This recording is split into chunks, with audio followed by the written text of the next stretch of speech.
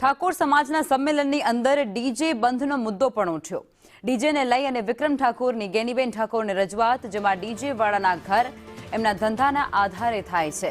આ સાથે જ તેઓ કહી રહ્યા છે કે તમે કોઈ રસ્તો કાઢજો તો એમનું પણ ઘર ચાલે। વિક્રમ ઠાકોરની રજૂઆત પર ગેનીબેનનું નિવેદન પણ સામે આવ્યું અને આ બંધારણ મેં નથી બનાવ્યું તેવું તેમનું કહેવું છે। ઉત્તર ગુજરાતે ભેગા થઈ અને આ બંધારણ બનાવ્યું છે। હમણાં કોઈ નિકાલ આવી શકે તેવી સ્થિતિ નથી। હાલ બજેટ પસાર થઈ ગયું છે। 1 વર્ષ બાદ ચર્ચા કરવામાં આવશે। વિક્રમ ઠાકોરને ડીજે કલાકારોએ રજૂઆત કરી હતી।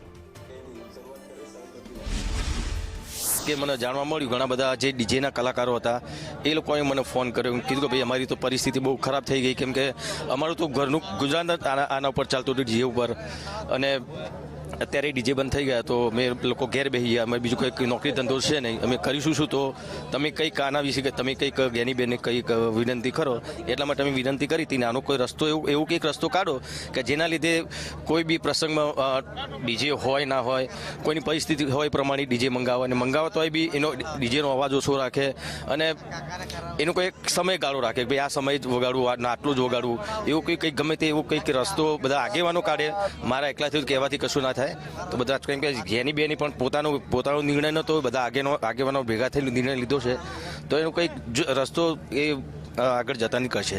મારી પાસે વિક્રમભાઈએ માગણી મૂકી અને એમને વાત કરી કે બેન આ ડીજે વાળાની એમની માગણી છે, એટલે હવે આ જે બંધારણ એ કોઈ ગેનીબેને નથી બનાવ્યું, સમગ્ર ઉત્તર ગુજરાતના 3 જિલ્લાઓએ સાથે મળીને બનાવ્યું છે।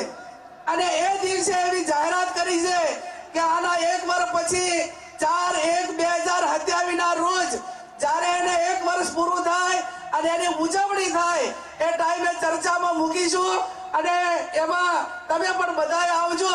ચર્ચાના અંતે જે કાંઈ નિર્ણય લેવાનો થતો હશે એ આવતા વર્ષે થશે, પણ હાલ તો મેં કીધું એમ કે આ બજેટ પસાર થઈ ગયું છે, એટલે હાલ એને કોઈ વિચારણામાં વ્યક્તિગત રીતે લઈ શકાય એવું નથી।